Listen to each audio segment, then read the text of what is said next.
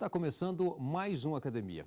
Todos os dias, os jornais trazem notícias sobre os mais diferentes temas, mas como os profissionais da comunicação estruturam as matérias relacionadas ao direito.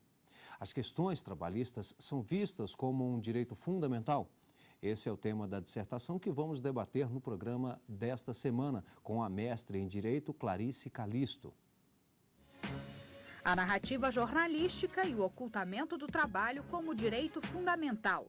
Dissertação apresentada à Universidade de Brasília para obtenção do título de mestre em Direito. O estudo é de Clarice Calisto. E para debater o trabalho, recebemos o advogado trabalhista e mestre em Direito pelo Uniceub, Cláudio Santos, e o jornalista e integrante do Laboratório de Estudos Sociais e Econômicos sobre Inovação e Genômica da Universidade de Brasília, Edmilson Paraná. Quero aqui agradecê-los pela presença. Obrigado por aceitar o convite da TV Justiça para participar da academia de hoje. Também a Clarice Calisto, muito obrigado. E vamos já ver um resumo desse estudo. O estudo investiga a existência de um ocultamento do trabalho como direito fundamental na narrativa jornalística brasileira. Bom, Clarice, inicialmente gostaria de pedir para que você falasse da metodologia utilizada nesse estudo. Joia. Bom, eu agradeço muitíssimo pelo convite. É um prazer estar aqui na TV Justiça. E, assim, para falar da metodologia do trabalho, é importante, de certa forma, falar sobre a inquietação que leva até esse trabalho. Na pesquisa em Direito, muitas vezes, faz falta a gente dialogar um pouco com outros campos. Quer dizer, muitas vezes a gente faz as pesquisas muito focadas no campo jurídico, não vai dialogar com outras áreas. E, nesse sentido, é que surgiu essa tentativa de buscar uma metodologia, buscar uma pesquisa que dialogasse com a teoria da comunicação, com o jornalismo. E buscando, então, partindo desse princípio de que a gente vive hoje uma sociedade muito mediatizada e, ao mesmo tempo, com um crescimento cada vez maior da importância das discussões jurídicas, a TV Justiça é a maior prova disso, acreditando que a nossa metodologia tinha que ser uma metodologia que garantisse um bom diálogo entre o direito e a mídia. Como é que a gente foi trabalhar? A ideia era a seguinte: precisávamos debater o tema de como o trabalho aparece nos jornais, considerando que os veículos jornalísticos são narradores.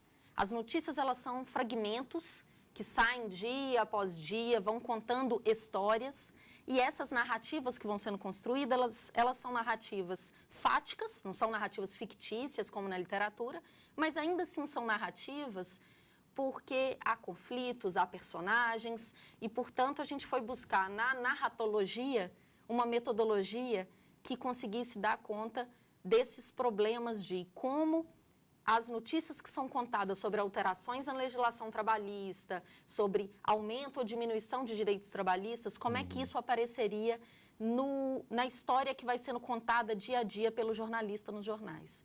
Então, a nossa metodologia é bastante fundada na narratologia, especificamente numa adaptação dessa teoria literária para o jornalismo, na metodologia da análise pragmática de narrativa, que é uma metodologia hoje utilizada na Universidade de Brasília nos estudos de teoria da comunicação. Bom, a Clarice destacou aqui para a gente 3 obras que ajudaram na elaboração deste estudo. Vamos conferir quais são. Análise crítica da narrativa, Luiz Gonzaga Mota, editora UNB. Adeus ao Trabalho, Ricardo Antunes, editora Cortez. Governing with the News, Timothy Cook, editora Chicago University Press. Vamos ver então, Clarice, de que forma cada uma dessas obras contribuiu para o seu estudo. Bom, a primeira delas, que é essa análise crítica da narrativa, é exatamente o que eu estava colocando. É uma obra em que o professor titular, Luiz Gonzaga Mota, que foi meu co-orientador na pesquisa, ele propõe que a gente compreenda essas histórias dos jornais verificando episódios, pontos de virada, como os personagens são construídos. Então, é uma metodologia que procura compreender como que o narrador, quais são as performances desse narrador jornalista, as estratégias discursivas, o modo como ele conta essa história dia a dia sobre os mais variados aspectos, especialmente os aspectos da política. Então, essa é a primeira obra que foi fundamental para o meu trabalho. A segunda, que é essa Adeus ao Trabalho, do professor Ricardo Antunes, é uma obra bem da sociologia do trabalho, da economia do trabalho, é uma fonte importantíssima hoje para os estudos de direito do trabalho no Brasil. A discussão básica que o Ricardo Antunes nos propõe é a seguinte: o trabalho é central na sociedade contemporânea? O trabalho ainda é importante? Porque a gente vive nas últimas décadas um processo de diminui-se cada vez mais a figura desse trabalho fabril, operário, de uma classe trabalhadora operária, e passamos cada vez mais a trabalhar com a ideia de um trabalhador de um setor de serviços. Você apaga a ideia da pessoa que trabalha como trabalhador efetivo subordinado, como era muito claro na figura do operário, e vira essa ideia de que o trabalhador presta uma atividade terceirizada, fragmentada. O trabalho vai cada vez mais se precarizando e, com isso, há uma falsa discussão de adeus ao trabalho. A pergunta que o Ricardo Antunes nos faz, portanto, é, na verdade, uma provocação, dizendo que o trabalho continua central, é todo um estudo a respeito dessa nova morfologia social do trabalho. A terceira obra com qual a gente trabalha, né, que, claro que a bibliografia de uma pesquisa dessa é extensíssima, mas a gente pensou essas três por serem muito representativas de premissas do trabalho. Essa Governing with the News, do professor Timothy Cook, ela é uma obra que ela tenta nos afirmar o seguinte: a mídia é um ator político. Então, a ideia de que o jornalismo, os jornalistas, eles tenham um espelho, que as notícias sejam um espelho do que acontece na realidade, essa é uma teoria totalmente ultrapassada na teoria da comunicação, é do início do século XX. E hoje o que a gente tenta trabalhar a partir de obras como essa do professor Cook é o seguinte: a mídia, ela constrói a realidade no momento em que ela escolhe contar a história de um jeito ou de outro. O que se torna público e como aquilo se torna público nos jornais tem por trás escolhas políticas muito importantes. Portanto, a mídia, ela não é uma entidade apartada da sociedade, apartada fora da política. Ela está dentro do cenário político, atuando, negociando o modo como vamos construir as versões relativas aos acontecimentos mais variados, especialmente os acontecimentos relacionados à política de uma sociedade. E o trabalho em si? Bom, o trabalho em si, a tentativa dele é reforçar essa necessidade da discussão entre o direito e a mídia. A gente começa o trabalho numa discussão sobre linguagem, de como a linguagem é uma ferramenta utilizada pelos operadores do direito para se dizerem vedados à comunicação, para dizerem que o direito é profundamente complexo. Essa é uma discussão. E a segunda a partir dessa discussão da linguagem como um instrumento de poder no campo do direito em relação aos jornalistas, também discutir o modo como, para os jornalistas, construir as versões sobre o direito, isso demanda essas escolhas políticas sobre as quais eu estava dizendo. Então, a partir dessas premissas e dessa discussão do jornalismo como um campo muito próximo da literatura, numa ideia... Gabriel Garcia Marques, que era escritor e também jornalista, dizia assim: o jornalismo, o ideal seria que o jornalismo fosse cada vez mais poético e a poesia cada vez mais informativa, dizendo que, na verdade, essa proximidade entre jornalismo e literatura ela é muito profunda. E, portanto, o nosso trabalho parte dessas premissas para tentar avançar na seguinte discussão: como o trabalho está sendo tratado hoje pelos jornais? E a hipótese que a gente coloca no início da pesquisa e que é confirmada ao final, depois de um estudo de caso e tudo, é de que o direito do trabalho hoje, existe uma espécie de uma fábula construída nos jornais ao longo dos últimos anos, de que o direito do trabalho é um dinossauro pesado, uma coisa anacrônica, essa CLT arcaica, né? Sempre as notícias vão colocando dessa forma, de maneira que reforça-se a ideia de que o trabalho não tem que ser regulamentado, de que quanto mais você desregulamenta o trabalho, você está modernizando o mercado de trabalho. Então, a grande pergunta que se faz no trabalho e na nossa pesquisa, e que o estudo de caso serve para discutir isso concretamente, é: o trabalho é um custo da economia? Essa é uma forma bacana de a gente abordar o trabalho nos jornais? Ou o trabalho é direito? Então, essa é a grande pergunta do trabalho que nos parece bastante interessante, bastante importante. Qual o caso que você trouxe? O caso concreto que a gente trabalha é o seguinte: pegamos a cobertura jornalística do portal Folha.com, que é um portal com 1,5 milhão quase de acessos por dia, um portal bastante relevante em termos de chegada ao público. Pegamos a cobertura que a Folha.com fez durante 2 meses, no ano de 2007, sobre uma emenda muito polêmica ao PL da Super-Receita, chamada Emenda 3 do PL da Super-Receita, que era uma emenda colocada no Senado, assim, meio do dia para a noite, que dizia o seguinte: vamos retirar dos auditores fiscais do trabalho o poder de, fiscalizando uma empresa, dizer que há uma contratação que é fraudulenta de pessoa jurídica. Na verdade, aquilo é uma relação de trabalho que está encoberta sobre a ideia de um contrato de PJ, um contrato de pessoa jurídica. E aí o que nós fizemos foi exatamente analisar essa cobertura da Folha.com, vendo, segundo aquela metodologia da qual eu falava, da narratologia, como as intrigas relacionadas à possibilidade ou não de aprovação da emenda e depois à possibilidade de veto ou não da emenda pelo presidente Lula, como isso apareceu nos jornais. Então, a nossa discussão é bem por aí, nesse estudo de caso concreto, em que a gente tenta testar a hipótese de um ponto de vista empírico. Bom, nós vamos aqui fazer um rápido intervalo e em seguida estaremos de volta no Academia, já na fase de debates. Até já.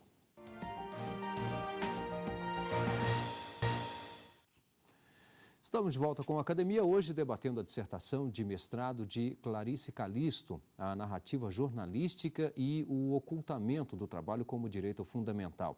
Vamos conferir agora, antes de iniciarmos aqui o nosso debate, as teses e dissertações que estão disponíveis no mercado editorial. Penas e medidas de segurança no direito penal brasileiro, Salo de Carvalho, editora Saraiva.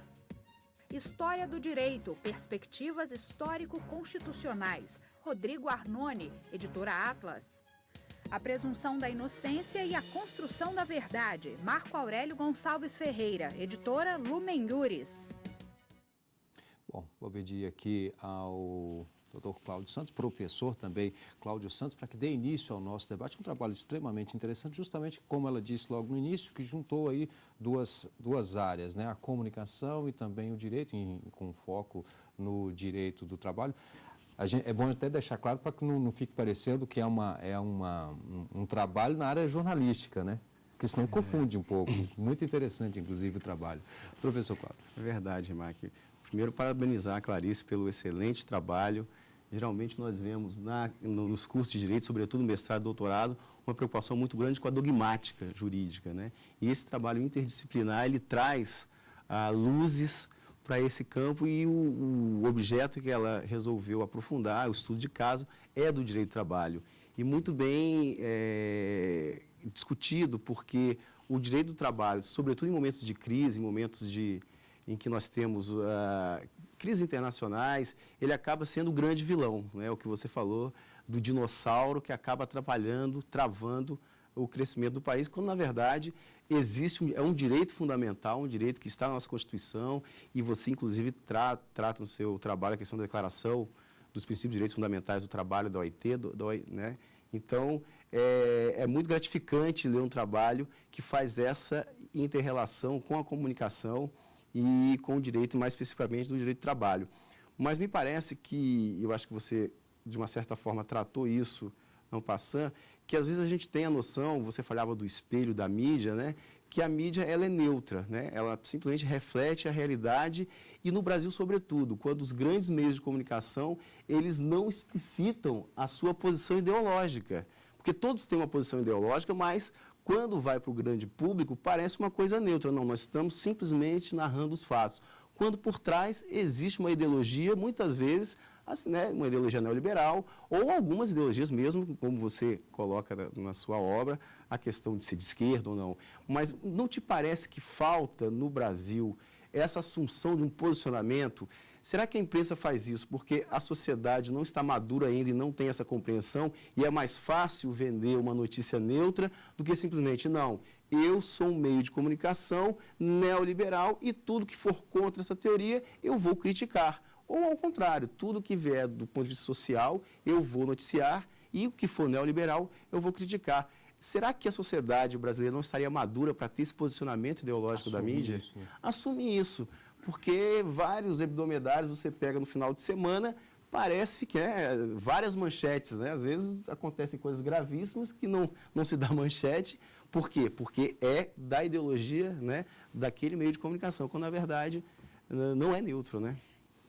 Bom, essa pergunta é interessantíssima, doutor Cláudio, e ela remete a uma discussão hoje muito importante, que perpassa realmente a pesquisa que a gente fez, que é a seguinte: existe um conceito hoje na teoria da comunicação muito interessante, muito novo, que é do mercado de discursos públicos, que é a seguinte ideia: existe um mercado de produtores de discursos públicos na sociedade que competem entre si para que o seu discurso pareça o mais legítimo, o mais verdadeiro, aquele que tem maior credibilidade. E nessa busca por parecer o ator com maior credibilidade para dizer a realidade, para contar os fatos, o jornalismo brasileiro especificamente faz uma opção por um culto à ideia da objetividade como uma garantia de neutralidade, de imparcialidade.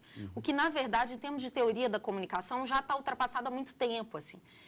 A ideia da objetividade, ela foi discutida no começo do século XX, nos Estados Unidos, de uma maneira muito forte. Aí cria-se uma ideia de que um jornalismo moderno seria um jornalismo o mais objetivo, o mais neutro possível. Mas isso foi sendo abandonado ao longo do tempo com essa percepção, especialmente a partir dos estudos culturais, de que não existe neutralidade possível quando você conta a realidade. O modo de contar, quando o jornal tira uma foto de numa capital, no centro da capital, e você está fazendo uma notícia sobre a degradação da área central de uma capital. O modo como você tira a foto, o que o jornalista chama do enquadramento, não só o enquadramento do texto da notícia, como o enquadramento das imagens, é uma escolha.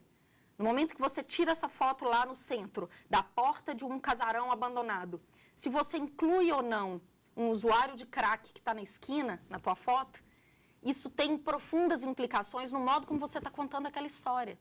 No modo como você está relacionando a ideia de uma degradação de patrimônio ali, por exemplo, com uma ideia de um problema social relacionado à droga. Estou dando um exemplo para dizer o seguinte: efetivamente não existe jornalismo neutro. Isso é uma coisa que já se sabe, na teoria da comunicação hoje já é assim, sem discussão.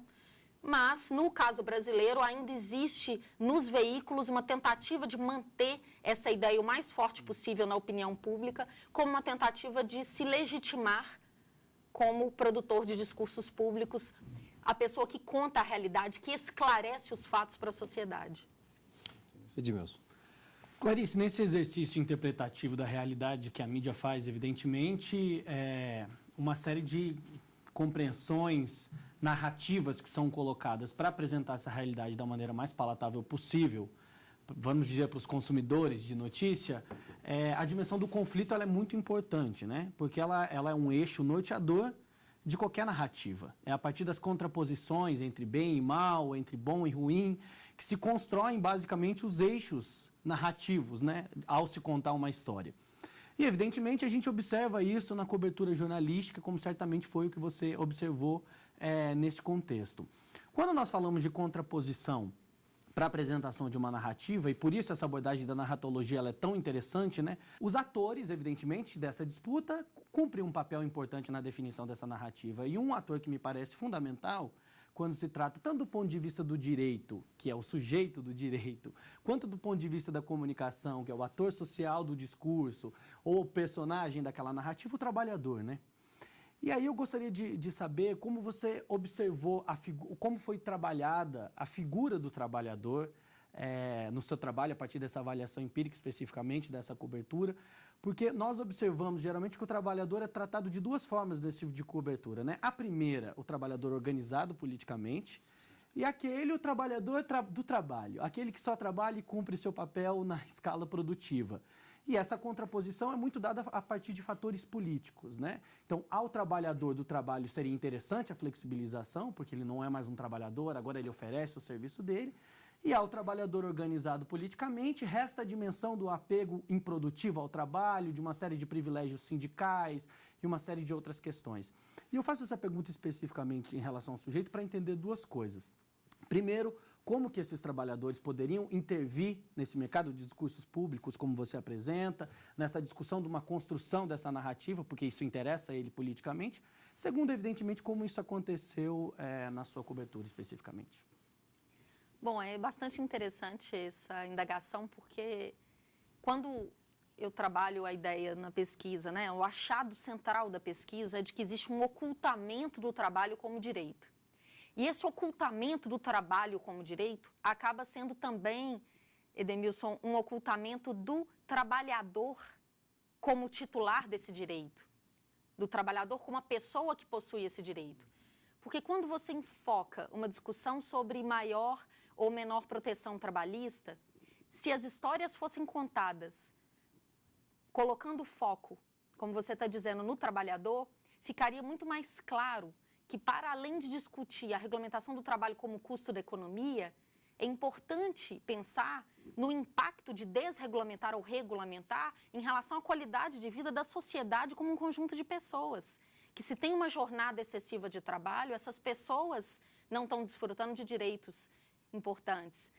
E, portanto, o que eu percebi na análise empírica é que, efetivamente, há uma tentativa de ocultar, de apagar a figura da pessoa que trabalha e substituir essa pessoa que trabalha nesse novo contexto, nessa nova organização do trabalho, pela ideia de uma prestação de serviço, um prestador de serviço, uma ideia mais abstrata. Especificamente no caso da pejotização, essa coisa da contratação da PJ, ela é claramente essa ideia de apagar o trabalhador. No caso, se a gente pensa o que fazer, quais seriam as possibilidades a partir dessas conclusões, eu acho essa tua pergunta muito interessante, é evidente que passa por um fortalecimento, sim, do sujeito trabalhador coletivamente. As lutas do direito do trabalho, elas passam muito por uma luta coletiva. E o grande paradoxo do direito do trabalho é exatamente essa tentativa de, embora seja um direito que legitima a ideia de exploração do capital, dos donos dos meios de produção em relação a uma massa que trabalha para a produção de lucro, então ele é um direito que legitima porque ele coloca os regramentos para essa relação, ele ao mesmo tempo é a grande fonte de possibilidade de resistência. E a resistência é coletiva. Professor Cláudio?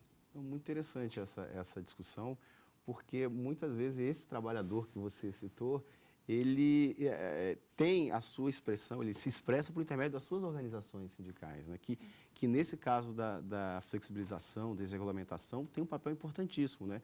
Você notou na sua pesquisa que essas entidades é que estão na vanguarda da luta contra essa desregulamentação dentro do Congresso Nacional, junto com entidades de classe, né? De magistrados, de procuradores, mas a entidade sindical ela tem um papel importante. Né? E o direito do trabalho, como você muito bem colocou, ele vem para amortecer essa situação. Né? Então, quando você diz que a CLT, né, a nossa septagenária CLT, né, ela é ultrapassada, tem trabalhadores que nem estão na CLT ainda. Né? Depois de tantos anos, tem gente que ainda não conseguiu chegar. Temos exemplos recentes dos domésticos. Agora que os domésticos tiveram uma emenda constitucional e nem assim tem gente dizendo que eles não têm direito ainda à CLT. Por outro lado, temos situações análogas à escravidão. Sim, ainda continuamos com essas situações. Sem dúvida. E acho importante também frisar o papel dos movimentos sociais. Para além da estrutura sindical que está posta, que a gente discute muito, já vi discussões aqui na TV Justiça muito importantes a respeito dos problemas da unicidade, dos problemas da ideia de liberdade sindical no Brasil ser um pouco mitigada.